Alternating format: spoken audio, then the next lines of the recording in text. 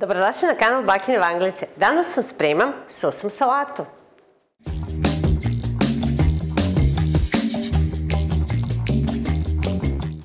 Danas vam spremam sjajnu salatu.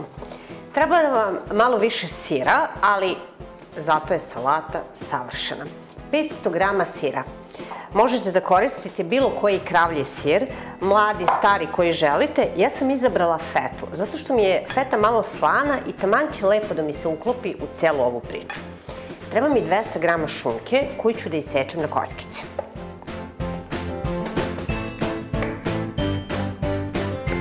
A dok ja seckam ovu šunkicu, vi se subscribe-ujte na kanal Bakine Vanglice i pritisnite zvonce da ne propustite još mnogo dobrih epizoda. Ova nam više ne treba. I sada ovu šunkicu prebacujemo preko sira.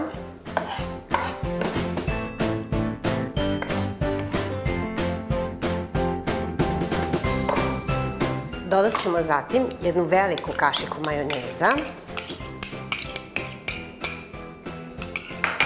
i jednu celu čašu kisele pavlake.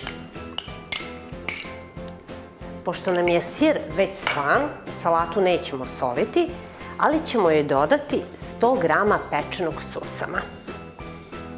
Ostavit ćemo samo malo susama da imamo za kraj za posipanje. Znači, skoro cijelih 100 grama ubacimo u salatu. I sada sve to lepo promešamo.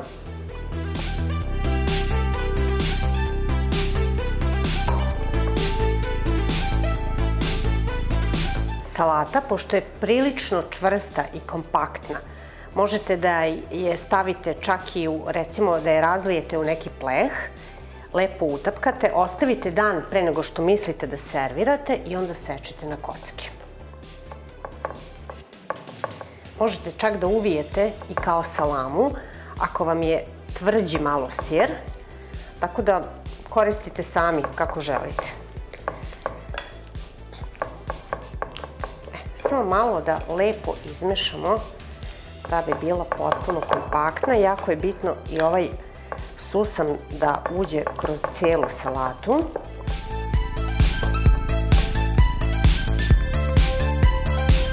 Vidjeli ste i sami, salata je zaista vrlo jednostavna, a preukusna je. Evo, ovo je sada već gotovo.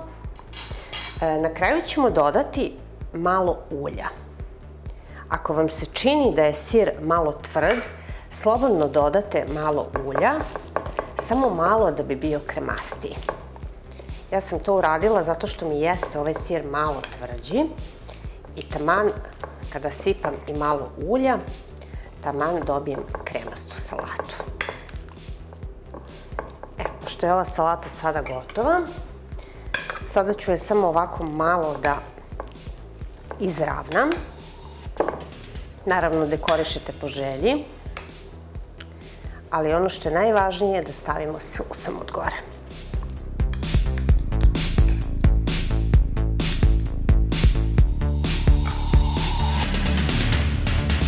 Pospete susamom i salata je spremna za serviranje. Niti jednostavnije, ni ukusnije salate.